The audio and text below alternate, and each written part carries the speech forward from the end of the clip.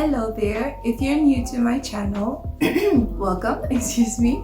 But if you're a returning subscriber, thank you so much. You're the real MVP. So you might see the scenery changing every once in a while. Don't mind that. As I said, I'm trying to figure out which will be my new filming setup and all that good jazz. But let's get into this video. Now this video will be in two parts, and if you're a girly who's looking to grow your hair in 2023, these two videos are for you. So of course in this particular video, as the title obviously already says, I'm going to talk about the things that I no longer do to my hair. And if you see me glance down once in a while, it's because I'm glancing down at the notes that I wrote, just so that I don't forget anything. So of course, first of all, let's start by looking at how far I've come. As officially of 31st December, I did start my hair growth challenges somewhere in February, if I remember correctly. So this is where I started in February. And this is where I ended in December. So obviously not a humongous difference, but it is a difference to me because I did put in the work, I did put in the effort. Of course, here and there I wasn't doing what I was supposed to do, but I'm proud of myself because even though there were times where I was not doing the best, I did still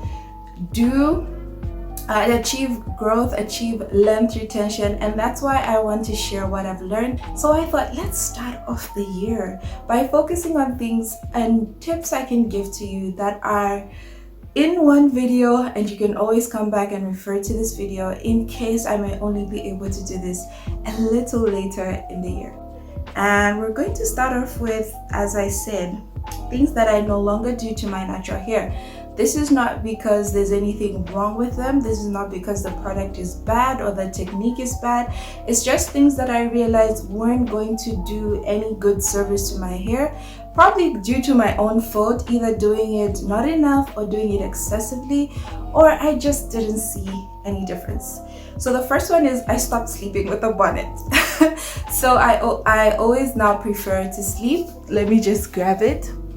I sleep on a satin pillowcase, which I made myself from some satin material that was around the house, just to save on some money and not trouble myself about having to buy something. And they're very, very easy to make. So I always sleep on a satin pillowcase. And I don't use a bonnet anymore, mainly not because there's anything bad with them, but I used to use them excessively, where I wouldn't just sleep with them and then when I wake up in the morning, I take them off. I would be with them probably till the time that, I got ready, had my shower or my bath.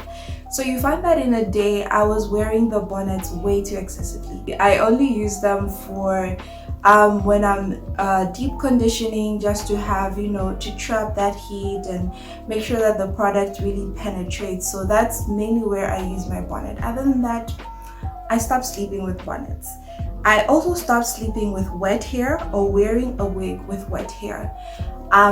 Thankfully, I have high porosity hair, Yes, I'm thankful that I have high porosity hair. So for me, that means that my hair doesn't take extremely long to get dry, which is, for me, works out. Especially if maybe the only time I had to wash my hair and do something to my hair was in the evening.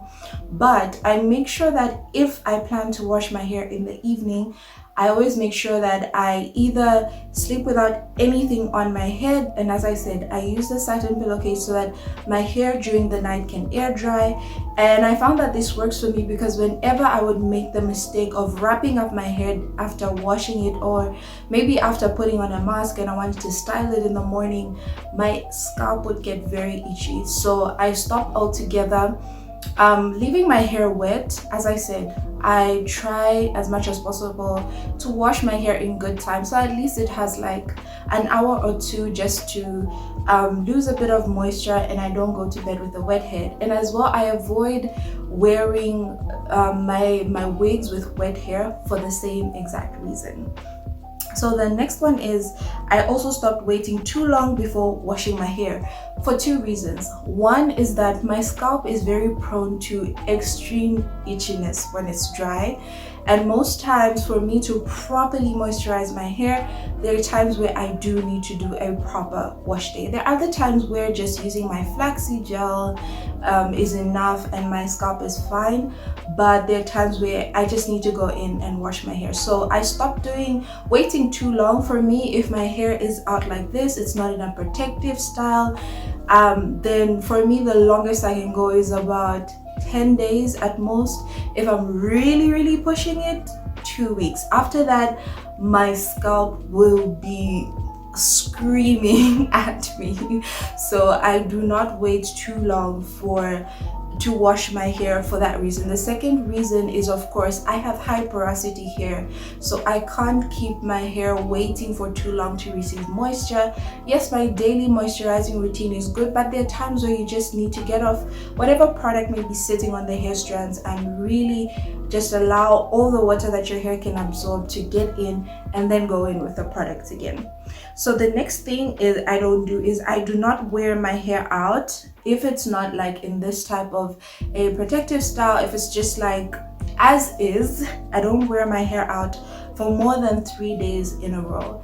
And at first I used to do that, where I would just simply style my hair or just maybe do some big twists in the evening, and then the next day I would do that. And I noticed that in the weeks that I would do that, where maybe the whole week I'm wearing my hair out, I experience way more breakage, I experience way more dryness.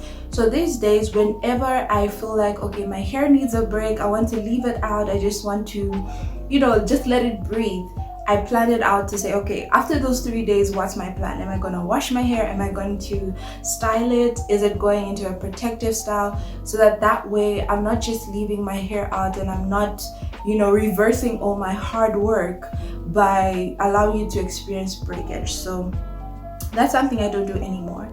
Also, I don't re-moisturize my hair using water alone. Now, can sound a little bit confusing, because if you've been in the natural hair journey or the natural hair group club or whatever you want to call it, natural hair community, you would know that water is the only thing that moisturizes your hair.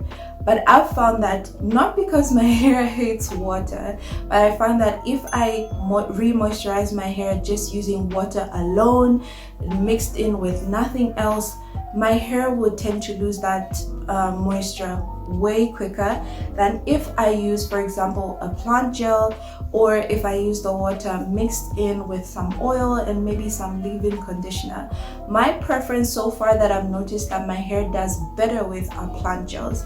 The great thing about plant gels is that majority of plant gels are mainly just water and some mucilage in there, but most plant gels are just basically, I don't know the exact percentage, but I would say maybe like 60-70% water.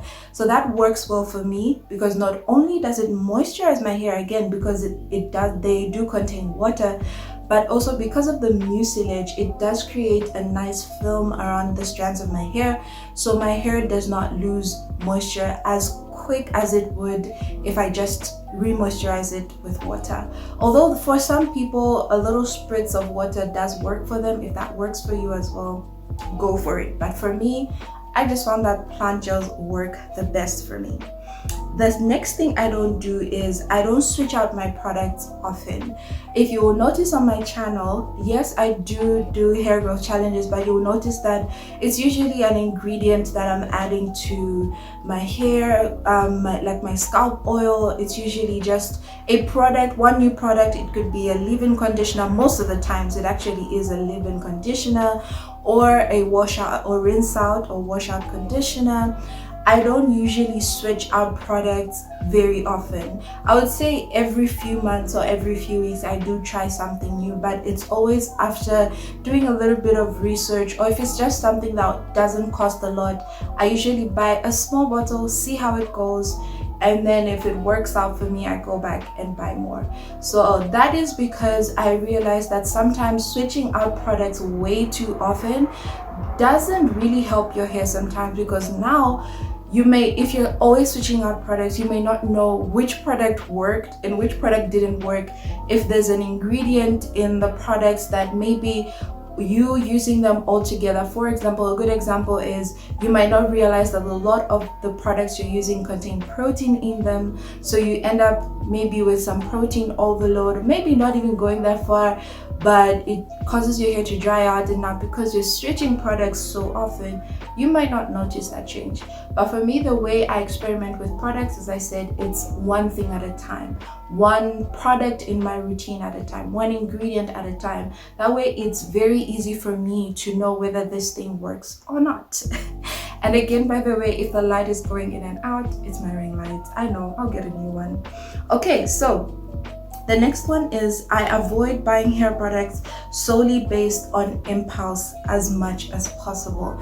This really has helped me over the past 2 years, because something that even helped me further originally, let me go back a bit and say originally I would say 2021, it was mainly because I was looking at my budget. I wanted to still be able to take care of my hair, but not in a way that I'm going overboard in terms of spending too much on products that might not even work on my hair. So that was the starting point. But the more that I got into learning about products, learning about ingredients, and even learning about the types of ingredients used in products beyond just, oils or herbs that benefit our hair, it really helped me, because now when I go into a store, or if I just come across a product maybe on YouTube, on Facebook, or wherever else, I usually go for the ingredient list first if I can find it. I look at how this product was put together, what's the ingredients list, what's in the first 10 to 15 ingredients. For example, I would say I stay away from any products that have protein in them, and the reason being is that I already use things like aloe vera, which does have some protein in it. I already use fenugreek that's mixed in with my flaxseed gel, which does have some protein in it as well. So because of that, I tend not to buy products with any protein in them, and I tend not to do any kind of protein treatments unless I feel like my hair really needs it.